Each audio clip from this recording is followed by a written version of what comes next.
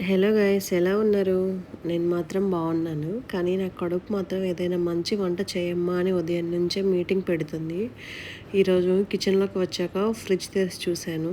అక్కడ చికెన్ కనిపించింది. చికెన్ నన్ను చూసిందో నేను చికెన్ చూసానో తెలియదు, కానీ ఈరోజు మెనూ అయితే ఫిక్స్ అయిపోయింది. అసలు ఇంట్లో ఒంటరిగా వంట చేయడం అంటే ఒక ఛాలెంజ్. కట్ చేయాలి, వండాలి, వీడియో తీయాలి, మధ్యలో ఆకలిని కంట్రోల్ చేయాలి, ఇవన్నీ చేసి చివరికి తినాలి. ఇంకా వంట మొదలుపెట్టక ముందే నాకు ఆకలి పీక్కి వెళ్ళిపోయింది. కానీ ఏం చేస్తాం, ముందుగా మీకోసం వీడియో, తర్వాత నా కోసం భోజనం. సరే ఫ్రెండ్స్, ఇక మనం సూపర్ టేస్టీ చికెన్ కర్రీ ఎలా చేశానో చూద్దాం. ముందుగా చికెన్ను బాగా కడిగి రెడీ చేసుకున్నాను.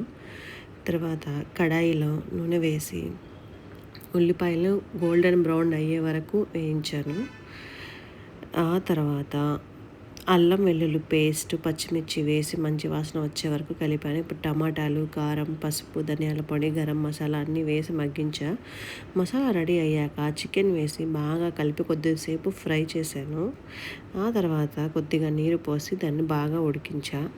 లాస్ట్లో ఇంకొంచెం ధనియా పౌడర్ వేసి కలిపాను.